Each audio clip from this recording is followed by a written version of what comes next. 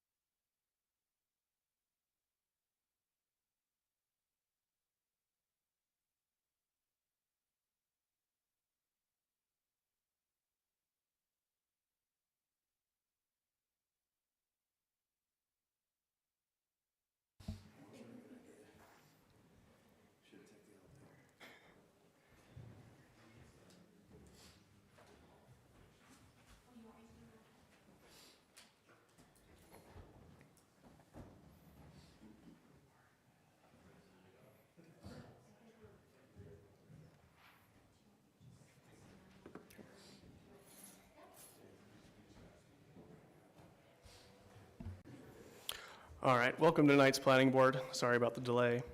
It is 5:33 on February 24th, which is the advertised time and day for this meeting for the Butte-Silver Planning Board.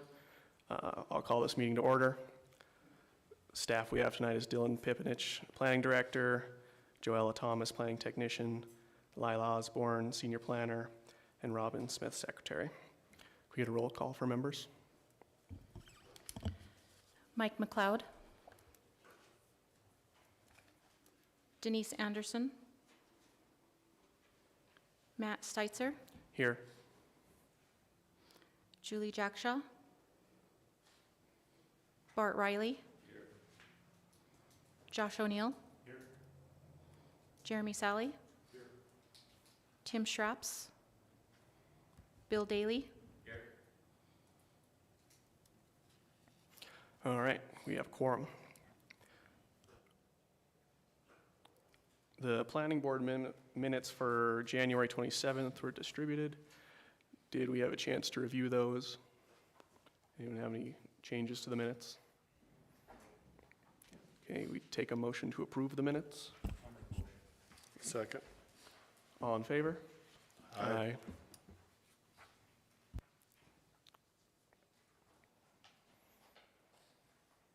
All right. Staff, was this public meeting advertised? Yes. All right, we'll move on to item 4 of the agenda, the public hearing board action. First item on the agenda is zone change application rezone 21-4. This is an application by the Department of Natural Resources and Conservation. Southwestern Land Office Liz Mullins requesting an amendment to the official Butte-Silver zoning district map. The application requests approval of a change to the zoning classification for approximately 350 acres of land, currently unzoned, to RM2, Rural Industrial Zone, legally described as S36, T03 North, R09 West, acres 605.03. The identified subject property is adjacent to the Montana Connections Business Development Park, which is privately owned by Butte-Silver, located north and west of Section 36, Butte-Silver, State of Montana. Is the applicant present? Or Brad Robbins, I'm the unit manager for the Anaheim unit and the representative for the NRC. okay. All right, this time we take staff's presentation on this item of the agenda. Thank you, Mr. Chairman. This first presentation is for Zone Change 21-4. The applicants are the Department of Natural Resources and Conservation, and the item is an application to change the zoning designation of an area of land currently not zoned to RM2 or rural industrial. The proposal is to change the zoning designation of approximately 350 acres of undeveloped land currently not zoned to RM2 rural industrial. This land is west of the railroad and I-15 and is adjacent to the Tiffin and Montana Connections Business Park.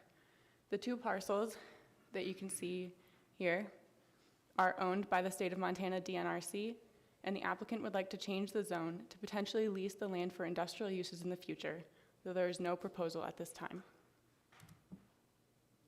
Here's an aerial image of the area. This purple shape I drew myself and is not completely accurate. And for zoning, the purple here is RM2. This is Ramsey and their zoning, and everything in gray is not zoned, including this parcel. Again, here is a more transparent image of zoning so you can see the land use beneath. For our growth policy or comprehensive plan, this parcel is within the economic driver place type, which I'll describe in a minute. Over here is open lands, working lands, and rural residential to the south. The applicant, the Montana DNRC, owns the two parcels in question. They would like to change this land from not zoned to RM2 to create opportunity to lease this land for industrial purposes in the future, though there are no proposals at this time. This zone change application was advertised in the Montana Standard and by poster boards near the site. Per Montana Code Annotated, Section 76-305, zoning boundaries may be amended, supplemented, changed, modified, or repealed. Amendments may not become effective except upon a favorable vote of 2/3 of the present and voting members of the city or town council or legislative body of the municipality when a protest against a change is signed by owners of 25% or more of the area of lots included in any proposed change, or those lots or units 150 feet from a lot included in a proposed change. There are 14 zone change criteria against which this proposal is evaluated, and this presentation includes the most relevant points to explain the proposal and its potential impacts. All 14 are in the staff report, which you have and which anyone may have access to, should you want to see the other points. First is the new zoning designation in accordance with the comprehensive plan. The Butte-Silver comprehensive plan place type for this area is listed as economic driver, which intends to support large-scale employment opportunities and institutional uses. Typical in these areas are commercial, light, and heavy industrial parks, as they're commonly planned or incentivized for economic development, intentionally located near primary transportation corridors. This land borders the railroad and is located south of the junction of I-90 and I-15.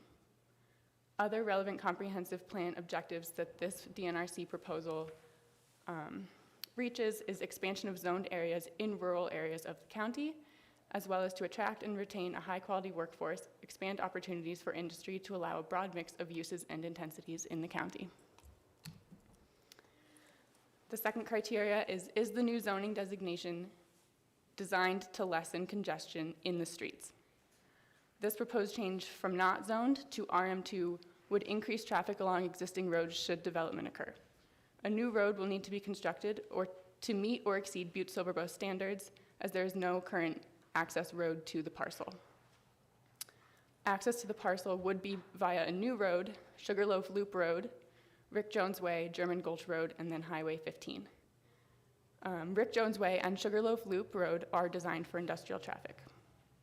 The TIFID in the area determines that existing developed sites generate an average of 0.5 employees per acre, which would equal 175 new employees for the 350 acres, which could potentially generate up to 350 trips per day for employees traveling to and from work should development occur. The third criteria, will the new zoning promote health and general welfare?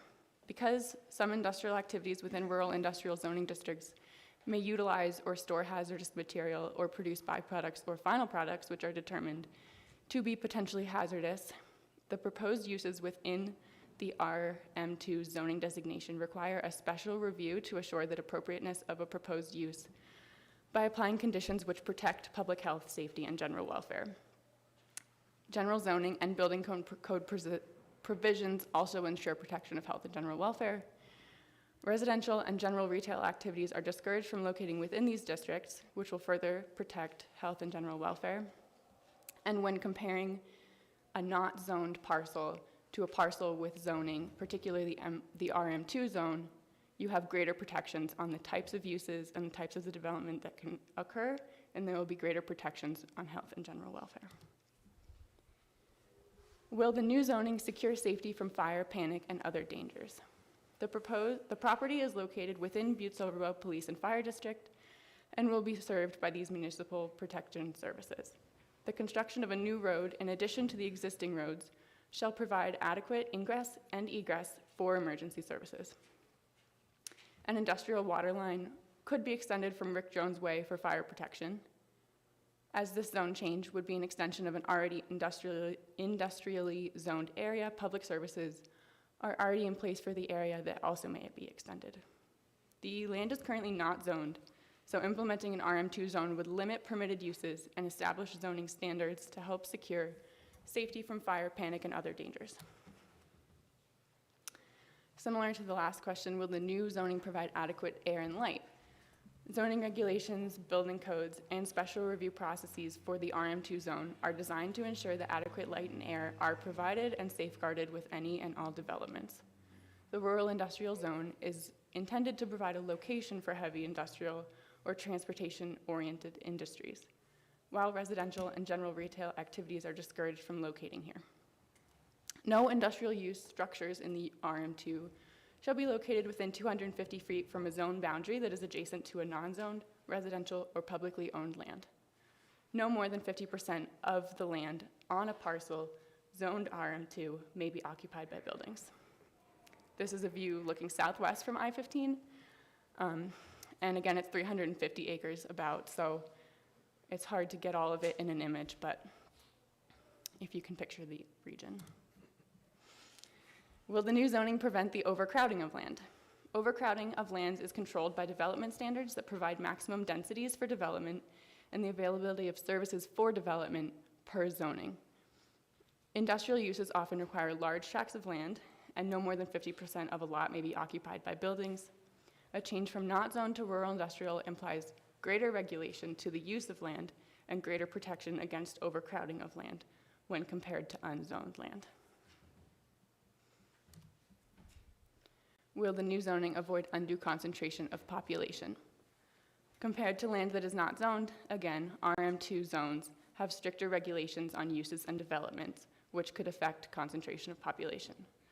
RM2 zoning is for industrial uses and prohibits new residential uses.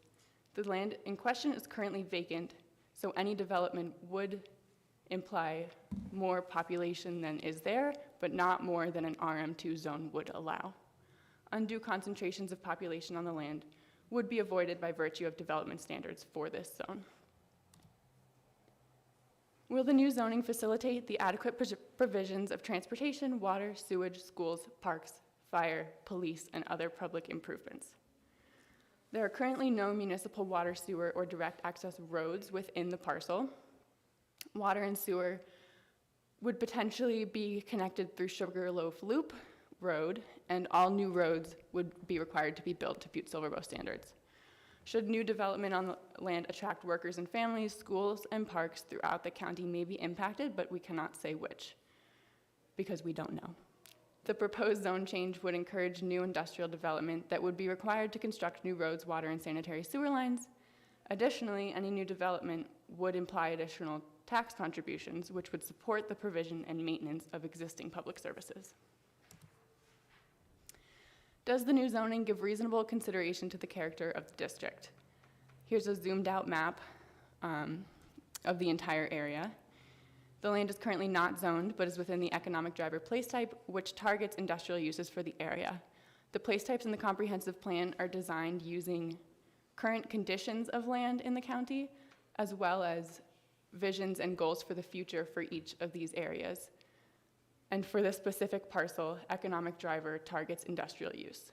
The zone change would extend 3,600 acres of RM2 zone land to the north. The Montana Connections Industrial Park, which is this RM2 zone land to the north and the west, is within the TIFID, and the land in question has potential to become part of the TIFID as well. Does the new zoning give reasonable consideration to peculiar suitability of the property for particular uses? The land in question is currently not zoned and undeveloped. Essentially what this means is that development would not be controlled on this parcel should there be interest, as there is no zoning. The three-part test for analyzing spot zoning by legal precedent in the case of Little versus Board of County Commissioners can be used to address this zone change criteria. Spot zoning is a provision of a general plan creating a zone which benefits one or more parcels, different from the uses allowed on surrounding properties in the area. And the next slide provides a review of the three-part test. The first part, the zoning allows a use that differs significantly from the prevailing use in the area.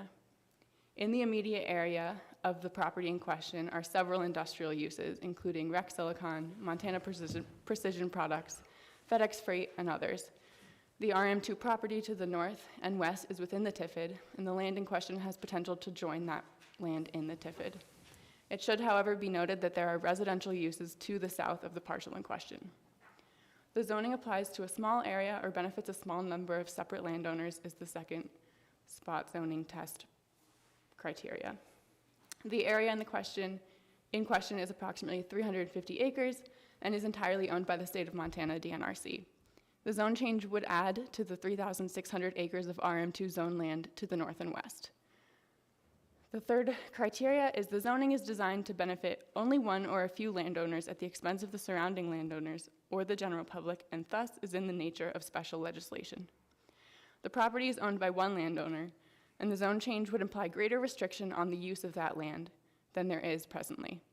The proposed change would increase the size of the existing RM2 zone, not benefiting one landowner at the expense of surrounding landowners or the public.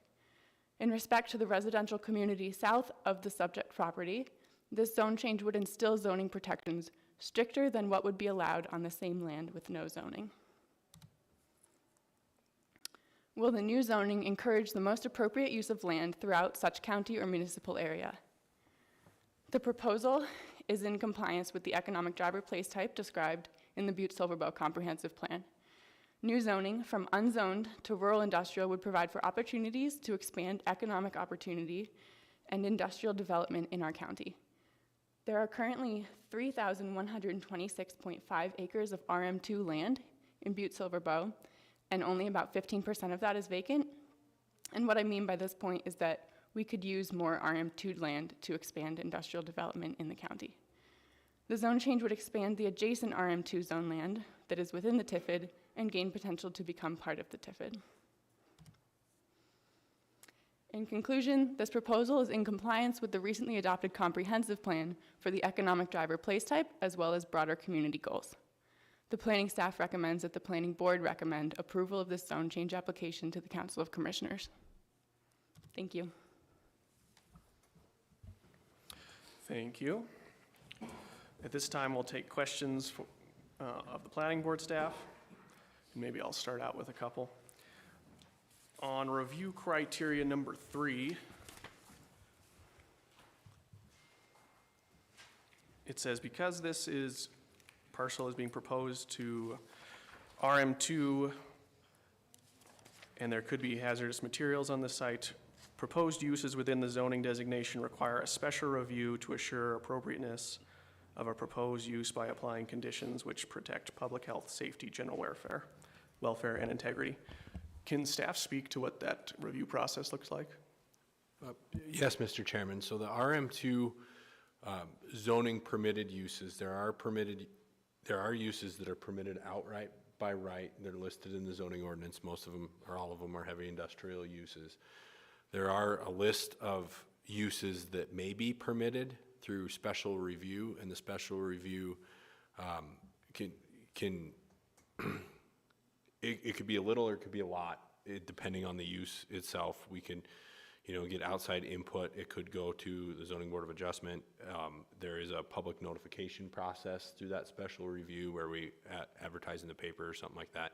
And those are really for the more hazardous uses that could go into an industrial park.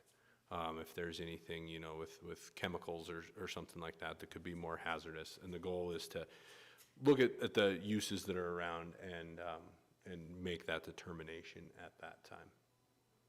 Does that answer your question? I'm sorry. I think so, and that evaluation is made by planning staff. The special review is, Mr. Chairman, the special review is started by planning staff, yes. Okay, thank you. I have one more question. Just to the overall application, right now this parcel of land is currently unzoned, and the proposal is to move it to RM2. So the proposal is to actually restrict use if this were to be approved. Is that correct? Mr. Chairman, yes. So the current zoning restrictions on the land are it is unzoned. There are no zoning restrictions of land. So by implementing the zoning, you would create an avenue for that special review process or for planning evaluation. Zoning also looks at parking requirements and setback requirements and things like that to ensure that development is properly spaced in the area. So as of right now, there are no zoning requirements on this land, and any use would be allowed outright. Thank you. Are there questions of the planning board?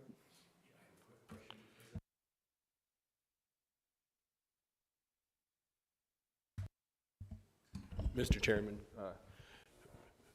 Mr. Daly, we haven't received any opposition as of yet, but I believe we are just about to open the public hearing. We haven't had anything in writing, no.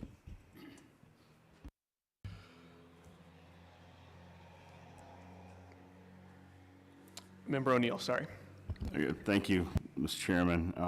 Dylan, if this was approved tonight, there's also another process. Like, say if there was a other thing that wanted to go on this piece of land, right? There's obviously you prove it tonight. The solar farm's not coming in, or the next ASME, whatever, just saying names, isn't coming behind it, right? It could very well, but it has to go through a process as well before that. It just, the semi trucks aren't waiting on I-15 with them loaded on there. It's like, thank you. Mr. Chairman, Mr. O'Neill, so the zone change process itself, I'll answer this in two parts. Planning board is a recommendation board that will recommend either approval or denial of this application to the council commissioners. There will be another public hearing at the council commissioners. And if it gets approved after that, then it goes through the ordinance adoption process.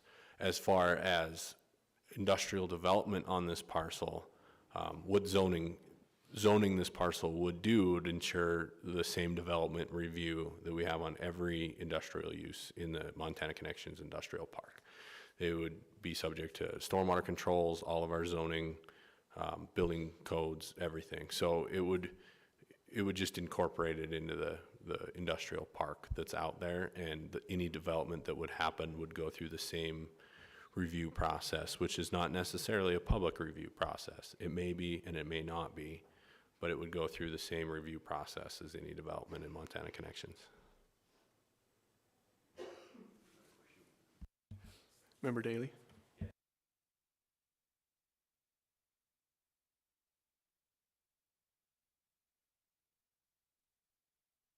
Mr. Chairman, Mr. Daly,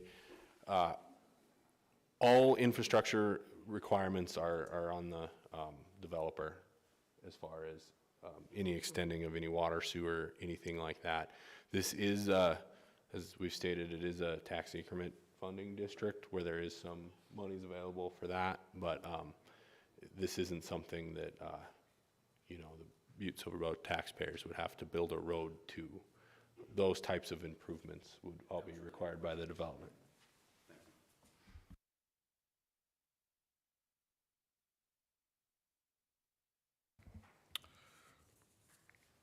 All right, we'll ask the applicant to come up.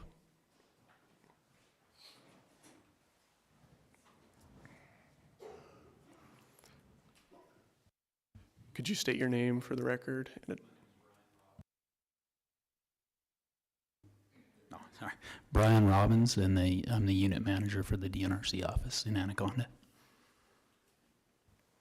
Thank you. Do you have anything to add to the presentation? I do not. Are there any questions for me? So we will not take questions of you for you. Thank you. Oh, I guess. All right, at this time, we'll call for proponents from the public. These would be anyone that speaks in favor of the motion. First call for proponents. Second call for proponents. Third call for proponents. All right, at this time, we'll take a call for opponents, folks opposed to the application. First call for opponents.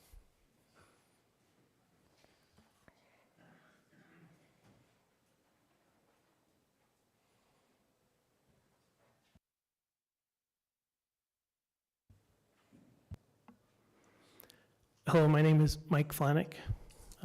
Like to be a opponent of this change in particular. I just forgot how to address all of you, but so I apologize for that. But anyway, members of the board and planning committee, good job on the presentation, by the way. Thank you. You did a good job. I didn't agree with all your conclusions, but nonetheless, it was good. And I do want to know that I do agree with zoning in general, just not this particular zoning. In fact, I think really we should zone the entire county, because when you don't, you basically relegate the planning and zoning to private landowners, and it's not in their interest to look out for the health and welfare of the citizens. But I'd like to read a few things to you here. First of all, the planning vision, under the planning department's vision, it says sustain and improve health, safety, convenience, and welfare of the citizens. And there's kind of a theme here. The growth policy vision states protecting the landscape and serving stewards of our environment, preserving health and well-being and livelihood of all who call Butte-Silver home, building and rebuilding to create thriving, enduring community, one that is safe and beautiful and we're proud of. And then you go to Montana Code, municipal zoning, criteria and guidelining state that zoning regulation must be designed to promote public health, safety, and general welfare, facilitate adequate provisions for water, sewer, schools, parks, and other requirements, and the characteristics of the district in its peculiar suitability for particular uses. And you did cover that, but I have a little bit of a different angle. So I'd like to kind of start, I just wanted to point those out, that basically the zoning is it's intended for, the welfare of the citizens and public health and safety.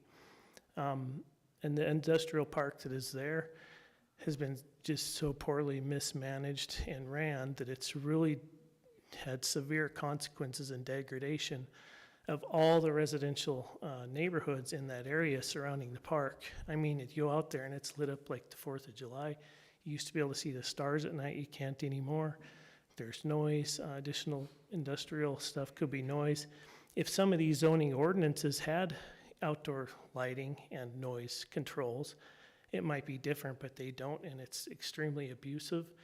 And I think it's something that's actually driving people away from Butte, and which why we have this big industrial park. We have another one south on Harrison Avenue. And yet we're still in last place with other communities around the state when it comes to growth. And that's because we don't set standards for a high quality of life. We just only look at who's going to bring money to us.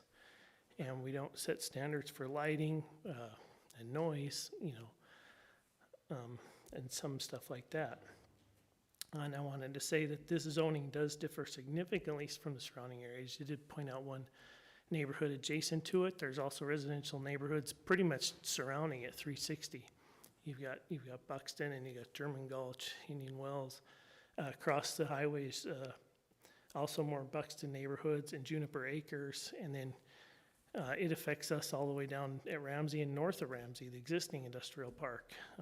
It's very, very bad. But not that industrial park in itself could be bad, but it's just the way that it's sort of been abusive to its neighbors, I guess I would say.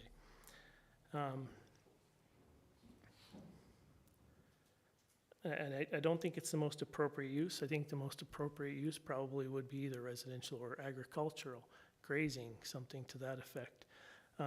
So one thing I wanted to mention on your presentation when you said it will protect the health and welfare, because you guys only consider chemicals and pollutants.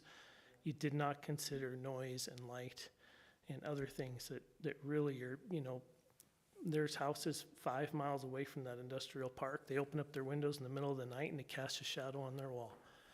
It's pretty bad. So, and then I'm not sure, but from the way I read the Montana code, this is outside the TIFID though, right? I wanted to clarify that. Because you mentioned TIFID money could be used to run some utilities, and I don't believe it can. I'm not even sure they could tie into TIFID utilities because they were paid for with TIFID money. That might be something that, when I read the Montana code, that's not allowed, so it might be something to consider, or at least research.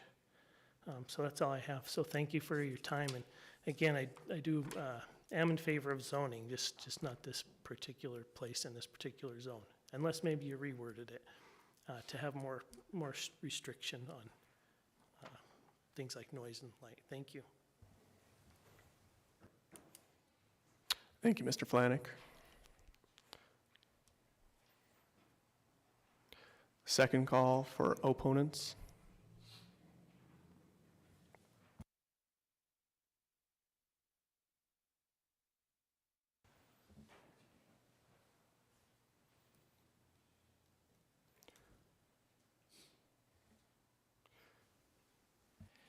Yeah, I'm not sure if I'm doing this right. I've never been to a meeting like this. If you could state your name, please. My name is Bill Rao. I live right at the Silver Bow exit, just north of the Motorview Theater. So I had a couple of questions I wanted to ask, but I don't know if this is the time to do that, or...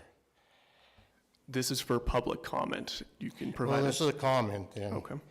Okay, I've lived there for 45 years in the same spot, and in the last 10 years, I would say the traffic has tripled in the last 10 years, and half of that is large semis, doubles, triples, everything. And I get concerned about the bridges right there at the exit. You know, you talked about building roads to standards and stuff, but I didn't know if you're talking about a better access to that place. There's one bridge that controls all them trucks. And the bridge itself is about 3 years behind maintenance on it. It's due, it has to be due for the whole deck to be replaced or partial deck replaced. So if that happens in the next couple of years, there's no other access for them trucks. I don't know what you're going to do about that. It'll be just a big bottleneck. So I don't know if you're addressing that at all, a different access or another access. I think it needs a whole nother access to get in and out of there. Because if the bridge breaks down or they have to replace the whole deck, I don't know what you're going to do. You know, there's probably 150 trucks a day come across that bridge. And if you go out there and look at the bridge, that's the main bridge over the interstate. It is just full of potholes that they've been pouring, epoxy in them. So it needs a lot of work, and that's my question. Something I was thinking about is Helena, the exit from Montana City, and the first one at the exit going into Helena, the main exit goes to Capitol. They had so much new building right between the two bridges, they had to come out and build another bridge. And that's in about a 4-mile section, there's 3 bridges. And to give them better access. That's kind of what I thought needs to be done. You know, the car traffic can drive out the old railroad exit, but the truck traffic can't do that. They'd just tear that all up. So that's just my comment on the whole thing. I don't know if you addressed better access at all or not. Thank you. This is just for the zone change application. Yeah, well, in the next couple of years, it's going to come up. Oh, thank you. Thank you. And if you do have questions, we're available after, staff is available after. Working hours. All right. Third call for opponents.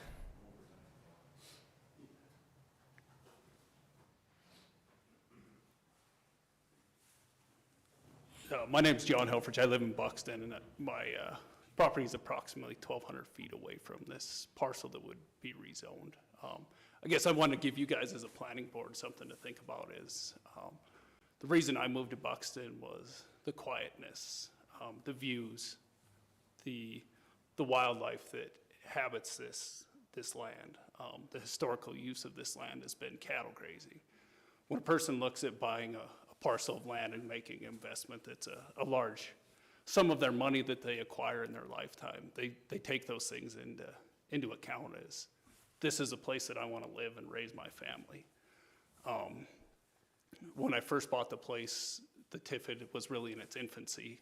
It was before FedEx and Old Dominion had built out there. Since that time, you drive down the interstate, and as Mr. Flanick alluded, there is a large intrusion of light everywhere. So what's that to stop from it being right 1,200 feet away from my house, that you have light that you look out any time of the day and you don't need a yard light anymore? Most of these parcels out there don't even have a street light because the people enjoy the quietness, going outside, looking at the dark skies, the quietness of there. One thing I think in the environmental stewardship of the zoning is that's not being taken into account is there's a large number of wildlife populations that inhabit this land. The deer, the antelope, the elk, there's moose, there's fox, there's coyotes. So at some point you're displacing them, and are they gonna go eat, or do they we lose those animals forever? So it's something that needs to be considered as far as the environmental mission of the planning and zoning board. With some of these other things is once this is zoned, as Mr. Pipinich alluded to, there is a different process that may not, for review of these projects, that may not take into account public comment is, can this be a solar farm, this whole thing, if some developer comes in and wants to do that as a solar farm? Or could a company that is looking to do hydrogen-powered turbines, could they use this same possibility, or this same parcel that is directly adjacent to residential? I think one thing to consider is the uses of the land and take into consideration the homeowners that are directly south of this parcel that you're looking at rezoning. Thank you. Thank you.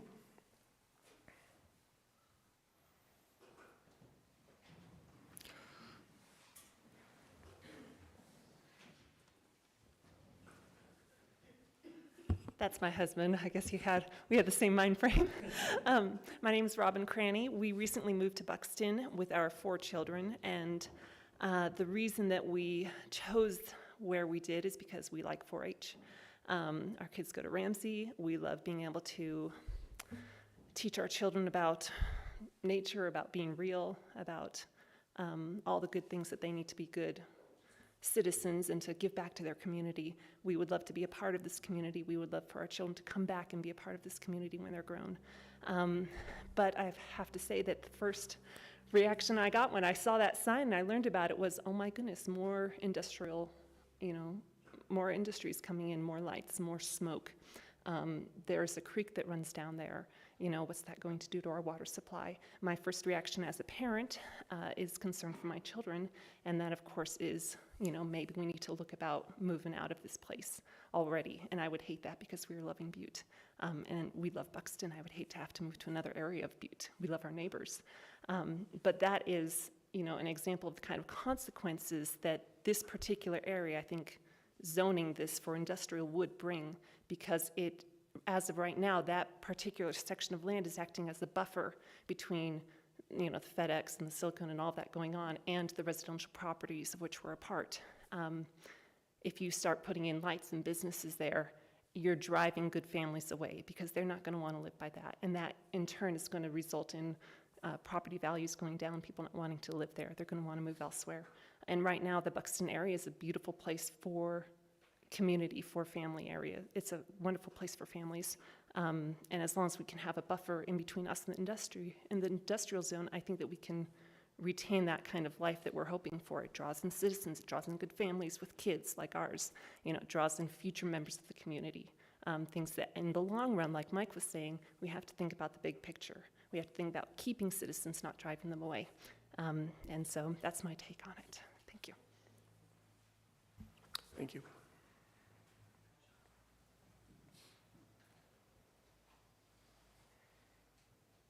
Last call for opponents.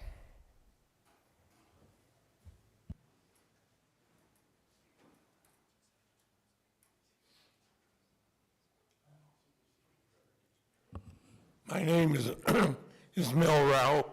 I've lived at Buxton since 1978.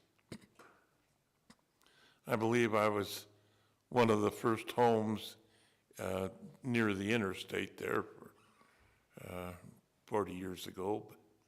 But I'm not for rezoning that at all, because I don't want to wake up some morning and find some chemical company building a big operation right across the street from me. I don't think it should be commercial out there. That's 14 miles out of town. We moved out there to get away from town and the commercial stuff that's here. And what are we going to do when you start zoning that to commercial, and all these big industrial buildings are, even right now, there's just north of us, 5 miles, is some big buildings going up right now. I don't know who they're for, but large buildings up towards where Stauffer Chemical used to be.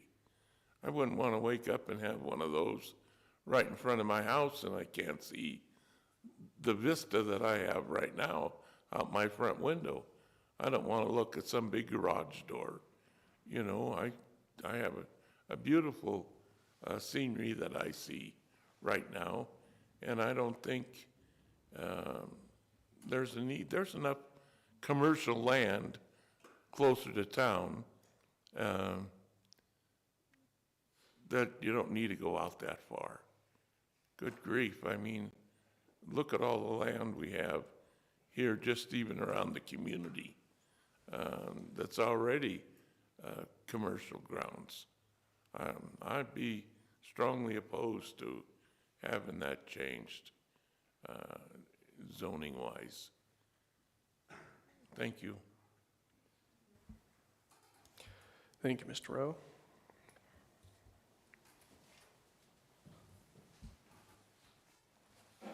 Hello, my name is Ed Graham. I live directly south of this zoning proposal. As of right now, I don't know if DNRC or anybody goes out in that land, but there's always garbage from ASME, all these buildings that's going on already. I ride my horses out there once a week. I usually pick up the garbage because nobody else does. It's a nice spot. I can look at wildlife every morning. The cows in the summer from the Yulin ranches, that they take care of it. They actually go out and work on the fences. And I would rather not see this happen to this land directly to the north of me. Thank you. Thank you.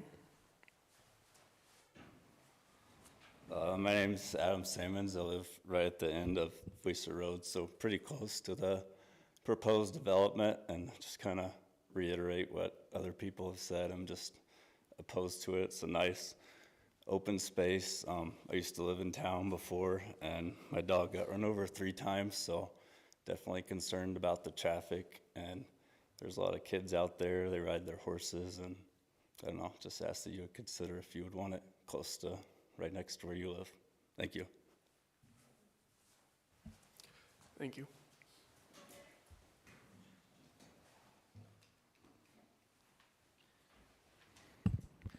I'm Nathan Cranny. You already heard my wife talk. I don't really have anything new to say, but in case the numbers matter, I thought I'd stand up here too.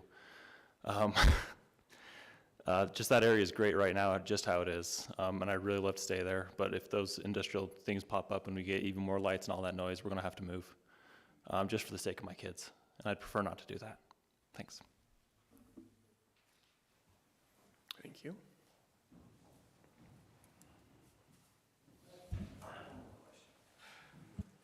So right now, there's no access to this proposed ground, correct? So even if it doesn't get zoned today or tomorrow, if somebody does buy it, they're gonna have to access through the zoning already out there, correct? To tie into your guys' roads, your guys' utilities. So this is time for public comment. So if you'd like to state your concern in a comment, we could address that. Well, so I've been told through people here that it's better to get this zoned R2 right now because somebody can't just buy it and do whatever they want to do with that land. But in my aspect, there's no access to that land. They would still have to go through RM2, Sugarloaf Road or something to get access to that ground. So there would be, eventually, if somebody did buy this, they're gonna have to go through the board again, correct? So again, it's public comments, but we'll address that. Okay.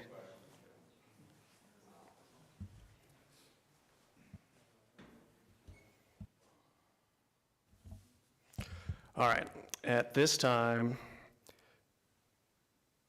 we'll ask the applicant if they'd like to address any of those statements. I would just say that. Can you come up to the microphone? Yeah, in response to the access, this parcel has no legal access to the parcel. The highway is not, or interstate is not considered a legal point of access to the parcel. As far as if anybody were to do anything else, if we were to get a proposal for any other use out there, then access would have to be secured through some other means, through the TIFID or through the industrial park on that. Does that answer your question there? So, no. That's all. Thank you. All right, at this time, we'll close the public portion of the meeting for zone application rezone 21-4 and open it up for board discussion.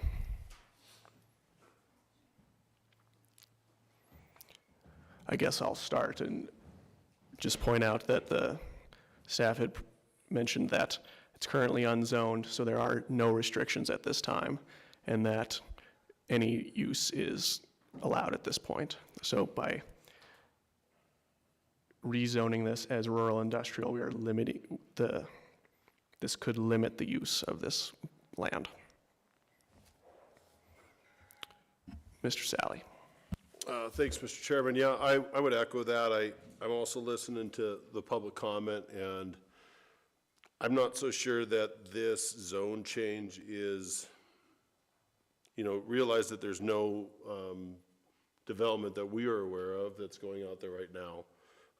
And just as you said, it's unzoned right now, so just about any use could go out there today and develop on that land. Now, again, we have land development standards and zoning, and Dylan, not to put you on the spot, but maybe we could speak a little bit to our updates to zoning, because it's a weird situation where, because a lot of these residential areas in Buxton are not zoned, the same zoning standards for like lighting and things of that nature being across from a residential area don't apply because it's unzoned.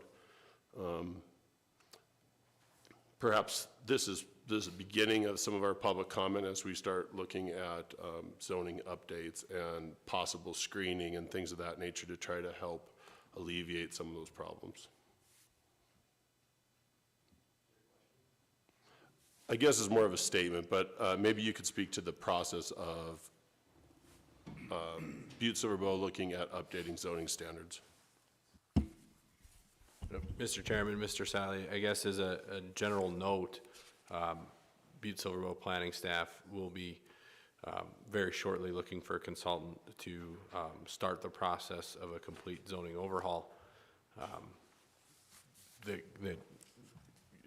as you said, could address some of those or alleviate some of those concerns. That will be a very active public process with a lot of public meetings and such. So yeah, we are looking at a complete zoning change in hopefully the next couple of years. Mr. O'Neill. Thank you, Chairman. This could be a question for Dylan. When we keep saying it's unzoned, so since it is unzoned and there's no access to the property, you couldn't sell this property and go industrial out there. Like, I couldn't buy this property from the DNRC and make my access and go put out I don't know, whatever, use your imagination on whatever industrial loud lights. I can't do that. I can't buy it, put the road in right with it being unzoned, can I?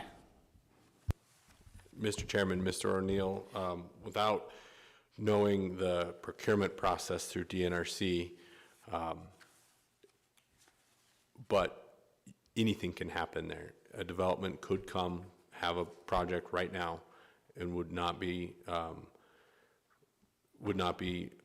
held to any zoning standards because it's unzoned. We would require that there's legal access. So you are incorrect. Anything could be constructed on that property right now without any zoning. Even a road, yeah. So we would require that they provide access to it, obviously, through other codes, but any industrial use right now could be constructed on that property without any review. Thank you.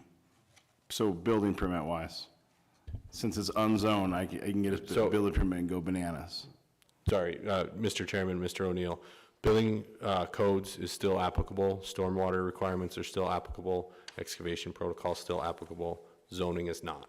So zoning is the ordinance that controls use and land use and types of use. There are no restrictions. I have a question.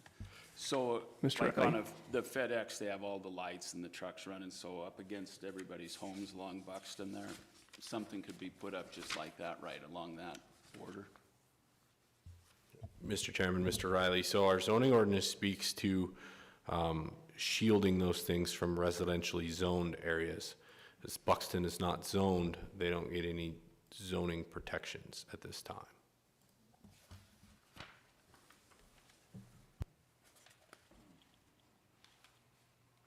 Mr. Sally. Not to cloud the waters here, but if this board were to deny this zoning change application, it would not stop an industrial use from going out there. It only limits the use that can be done on that property to RM2. So hopefully that kind of helps, because unfortunately this is kind of a tough thing. You've got residential neighbors to the north that may or may not be in favor of the development, but if this board were to deny that zoning change, it does not stop the possibility of anything beyond RM2, including RM2 zoning, from going onto that parcel.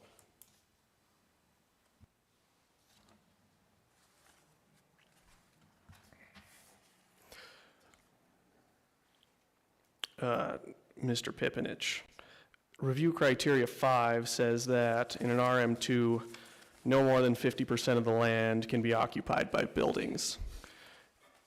As it stands now, unzoned, that 350 acres, leaving it unzoned, all 350 acres could be occupied by buildings at this time. Is that correct? Mr. Chairman, you still would be subject to stormwater retention requirements and such, but from a zoning perspective, there would be no setback requirements and no lot coverage requirements or no parcel size requirements. Thank you, and I can't find the review criteria where it's stated, but I believe in the presentation that if this parcel of land is rezoned to RM2, there is a requirement that any construction has a boundary limit to the neighboring parcels. And if this were to remain unzoned, that restriction is not valid. Is that correct? Mr. Chairman, in the RM2 zone, no structures shall be within 250 feet from the boundary which abuts residential or non-zoned or publicly owned land. Okay, so as it stands now, though, without any zoning, that restriction does not apply. Is that correct? As it stands now, development can occur as close to any other parcel as it likes. But in an RM2, there would be a 250-foot buffer between the zoning boundary. Thank you.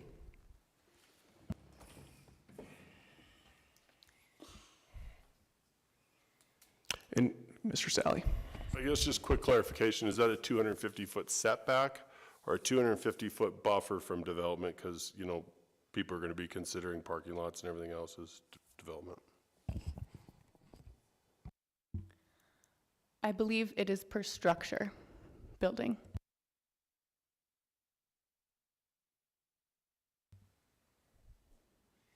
Is there any more discussion by the board members? Mr. O'Neill. Thank you, Chairman. I mean, just, it's a tough go either way. You either,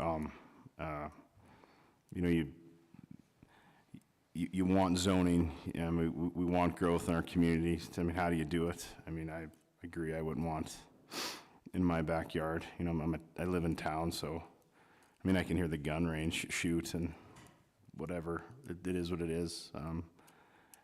But the zoning, I don't know, in my opinion, it's almost your best interest to approve it because you, at least you get something better, versus, at least you have control and setbacks, if not.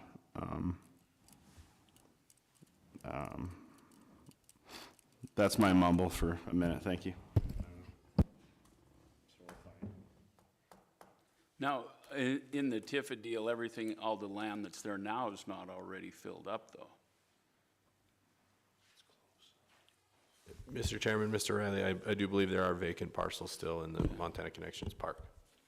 So what my point is, it's not like there was nothing left to expand there, so there's still other places to do this.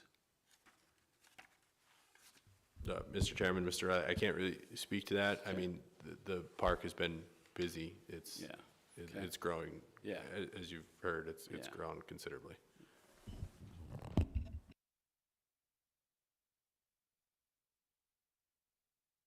Mr. Daly.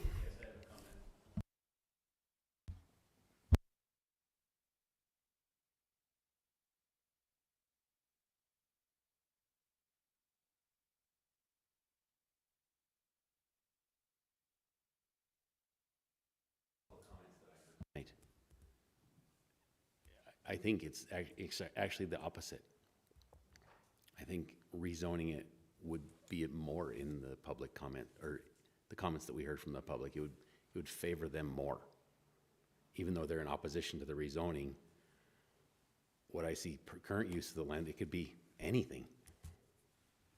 And with rezoning, would be more protections for them and their neighbors. Am I reading that correctly? Mr. Chairman, Mr. Daly, I mean, I think that's a matter of opinion, but if you're alluding to the fact that there are no zoning requirements now, and this would institute some for health and safety and protection of general welfare, Right. what zoning does, then a zone change would increase those restrictions. Right. I guess if I'm the adjacent neighbor bordering it, I would rather have that neighbor have his garage door 250 feet away than 0 feet away. That's my personal. Mr. Sally.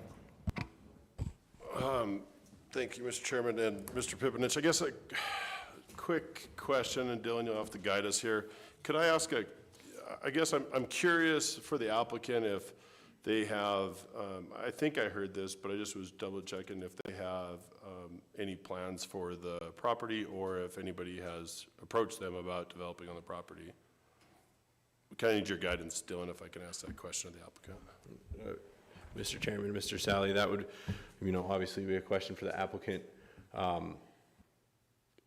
do know, and this was stated in your staff report, that the DNRC is also held to land use standards, and as I'm sure most of you know, the intent of state lands is to provide income. That's why the state was given lands. So they have their own direction of where they want to take the uses of this land. I'm unaware of any specific projects, but that would be a question from them. But I did want to note that DNRC-owned lands are subject to their land use policies as well.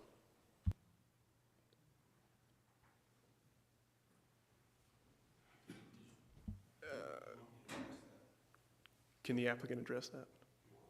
Sure, yeah, come on up. Yeah, so I believe you'd asked if there was any plans for the parcel. There are no plans. We have not received a proposal for anything. There's been interest.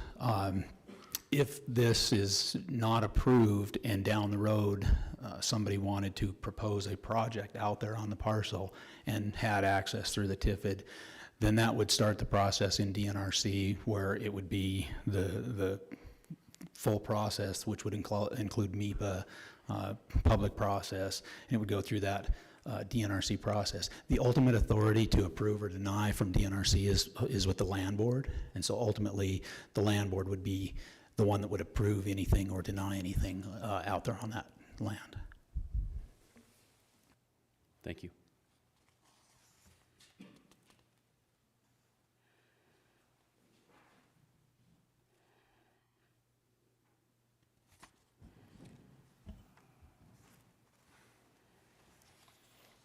So as a reminder, the application before the planning board tonight is not to approve or deny this application. It is to provide a recommendation to the Council of Commissioners to approve or deny the application.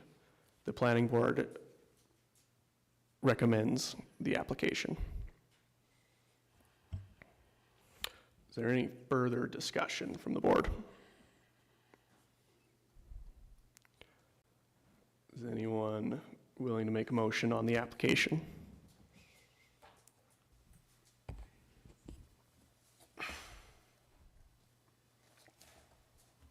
Mr. Sally. Thank you, Mr. Chairman. Yeah, a lot of discussion here. I would like to make a motion to approve zone change application 21-04. So we're not approving the motion, we're Approving the application. the recommendation. The recommendation for the application. All right. The motion is to approve to recommend approval to the Council of Commissioners. Is there a second? I second it. Mr. Daly seconds. All those in favor signify with aye. Aye. Aye. Aye. Any opposed? Mr. Riley. Yep, no. All right. Motion passes to recommend approval to the Council of Commissioners.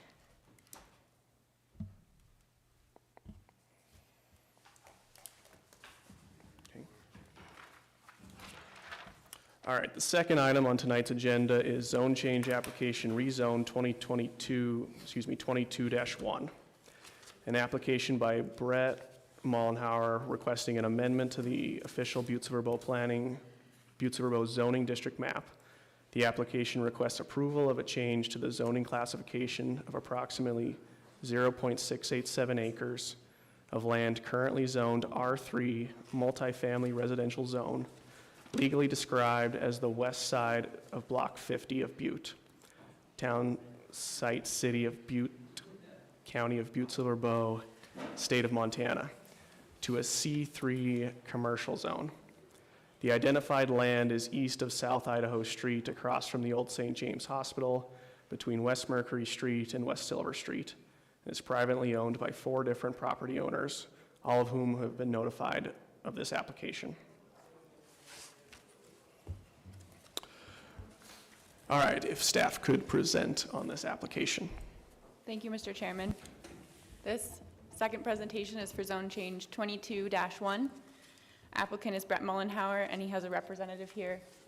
The item is an application to change the zoning designation of an area of land currently R3 to C3.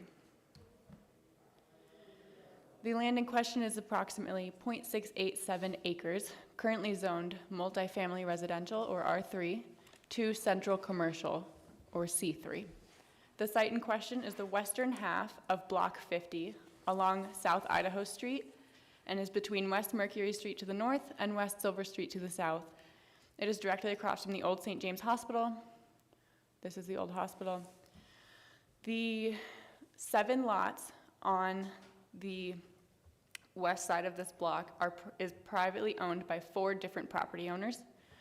It consists of 2 residences, one in the northwest corner, one in the southwest corner, 5 storage units on the northernmost lot, and 4 parking lots, 1, 2, 3, 4, and the 7th lot is grassed over and unused. Here is a larger aerial photograph. This is Block 50, and all that we are talking about today is the western half of Block 50. This is the zoning map for that area. Currently, it's a peninsula of R3 zone. On 3 sides, it is zoned commercially. This is zoomed in. And this is the comprehensive plan map. So the block, the half block, is in the uptown edge place type, which I'll talk about in a moment. Uptown core, north corridor to the east. So the applicant owns the northernmost lot on the block, and he would like to use it as commercial property, utilizing the garage as storage units. Certified letters were sent to all property owners on the half of the block. Three comments were received, positively agreeing with the rezone to become central commercial, and 1 made no comment, but we received the certified signature. Per section 76-305 of Montana Code Annotated, zoning boundaries may be amended, supplemented, changed, modified, or repealed.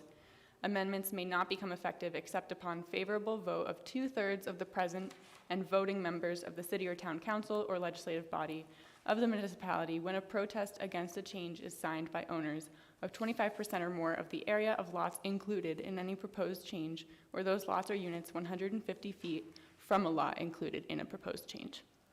There are 14 zone criteria against which this proposal is evaluated, but this presentation includes the most relevant points. All points are in your staff report.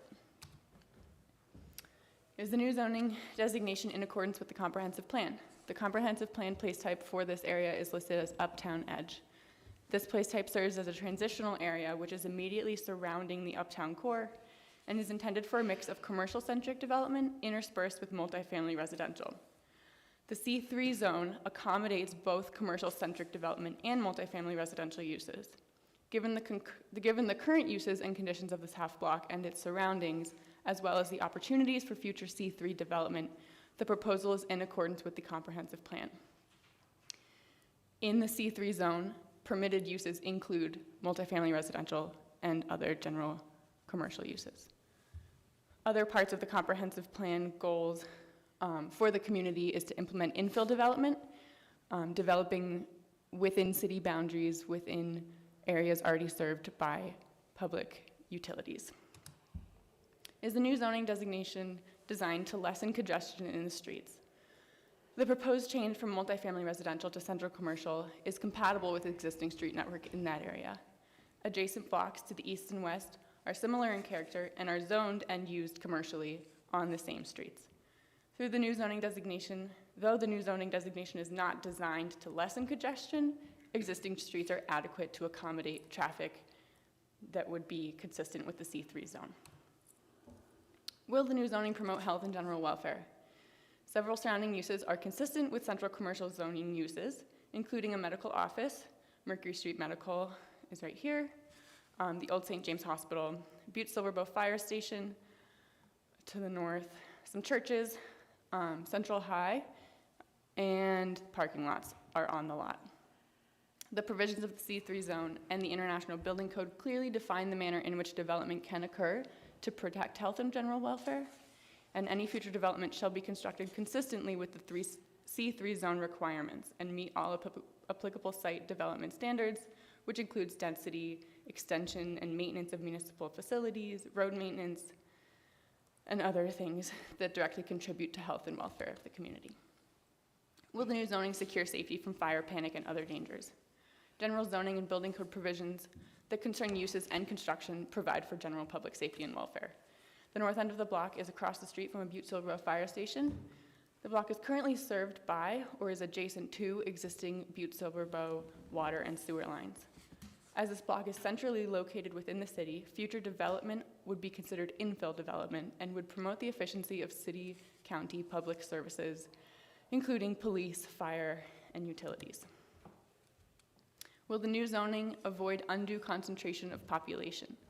By virtue of C3 development standards, the new zoning and any new development would avoid undue concentration of population. I should note that there is no proposal for any development on the lot at this time.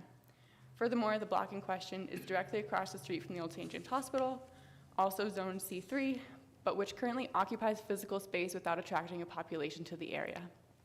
It is possible that future development on either side of South Idaho in this area could support one another.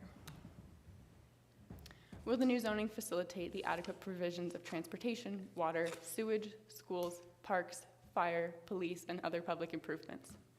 Dedicated streets, water, sewer, and other features of public infrastructure are accessible to serve the area to be rezoned, but in some instances are only available to the exterior of the vacant parcels. More specifically, the parking lots do not have lines within them, but they are adjacent to lines in South Idaho. The proposed zone change for this area would be consistent with commercial zones adjoining to the east, north, and west, which currently utilize Butte-Silver Public Services. Though there's no development proposed at this time, a rezone to C3 could accommodate infill development in the future to an area already served by municipal services. Further, any future development of commercial uses would be required to make improvements to existing roads, water, sanitary sewer in accordance with Butte-Silver standards. Does the new zoning give reasonable consideration to the character of the district? The half block in question is surrounded on 3 sides by commercial zones. It contains 4 parking lots and storage, and surrounding uses include a medical office, the Old St. James Hospital, a fire station, churches, and a high school. Some other uses are multifamily buildings to the south. C3 permits both commercial and multifamily residential, keeping the current character of the district. Altogether, any future commercial uses would be in accordance with the current character of the district, as well as the intent of the Uptown Edge place type. Does the new zoning give reasonable consideration to peculiar suitability of the property for particular uses? The land in question is currently a mix of residential and commercial uses. The 2 existing residential uses, which is a single family and a 2-family home, would become pre-existing non-conforming uses, but no physical change would be necessary.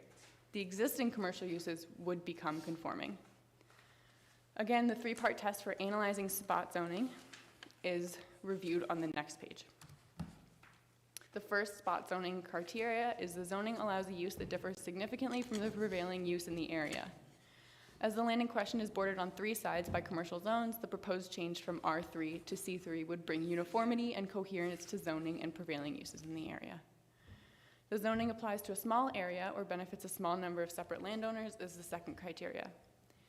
The area in question to be rezoned is small, approximately 6.7 acres, but it is within the city boundaries, and it's made up of 7 lots privately owned by 5 different property owners.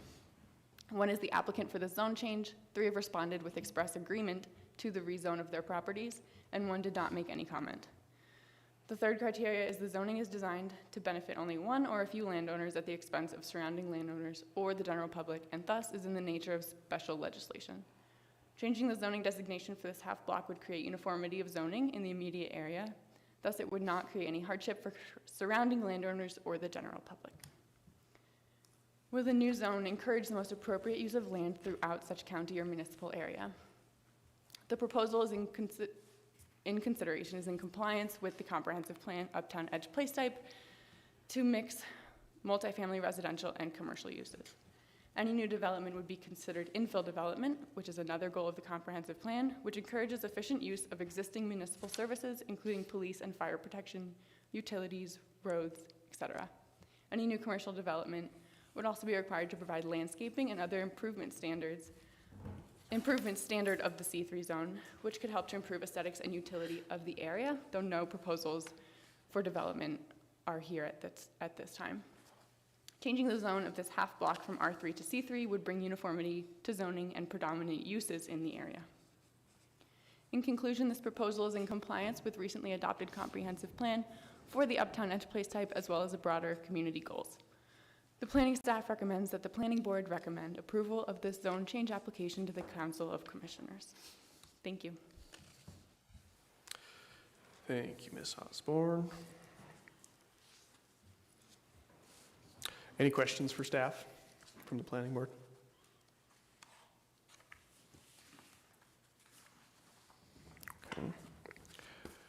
Okay. Could the applicant come forward and describe their application, please?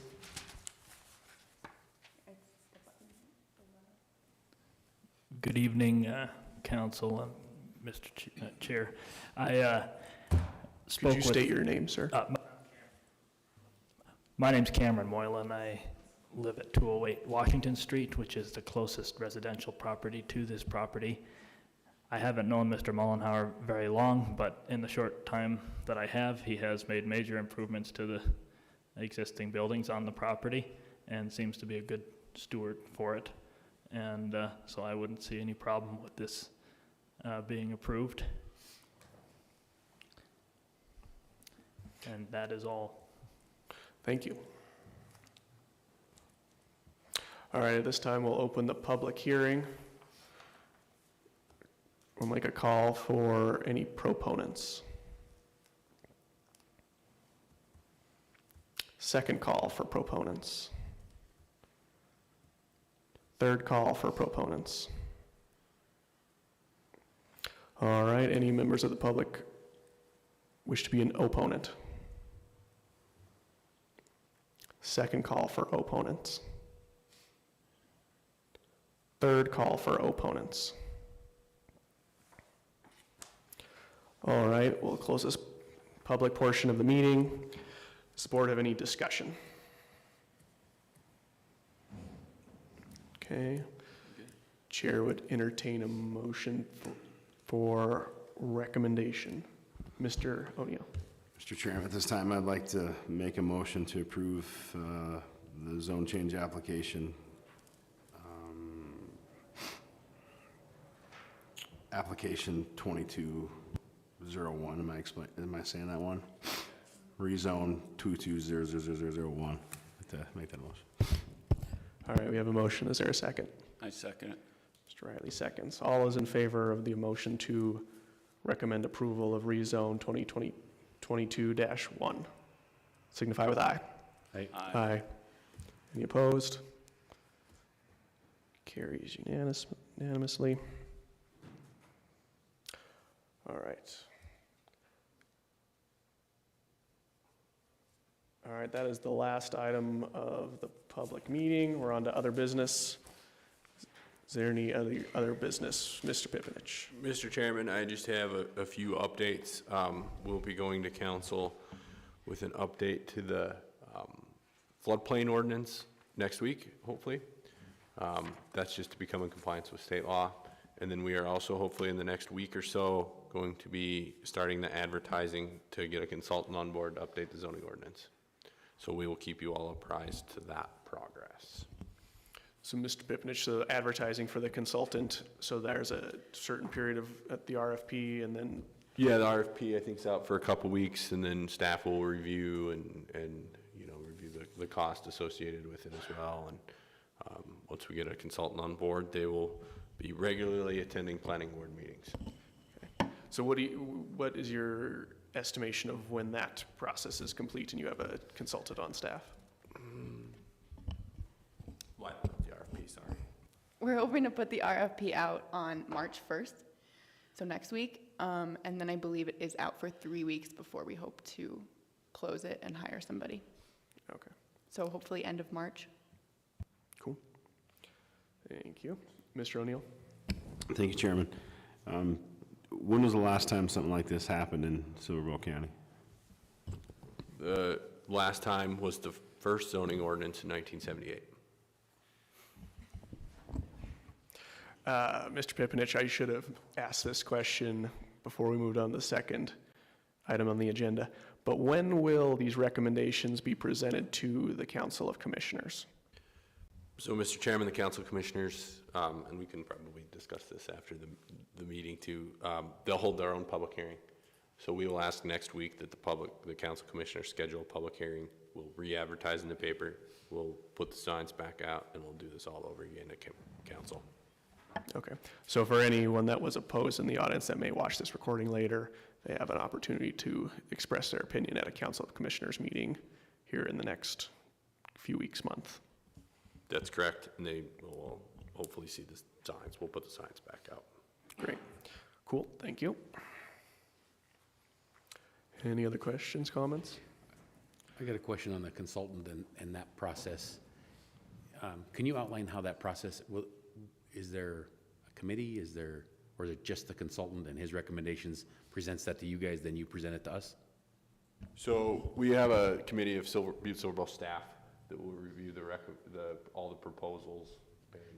Is there anyone outside the staff that's on that committee? No. So you guys will be the steering committee once the consultant is picked. And then you will guide the public discussions as far as that goes. Okay, and that'll be part of this. Mm-hmm. Yeah, and there'll be a lot of public meetings. Billings just did it, and it took them 3 years. 3 years? Well, all those public meetings. They did Billings and Yellowstone County. Yeah, so it'll be very similar to how we did the comprehensive plan. We'll most likely identify a list of stakeholders. You know, we'll talk to developers, realtors, all that, make sure we get their input, and then once you have a little substance behind what the zoning ordinance is going to be, then you start having a lot of public hearings, workshops, have people come in and say what they want. Unzoned areas, my hope is that they have some interest to get themselves some protections. Yeah, which would be the best for all those public comments. Yeah.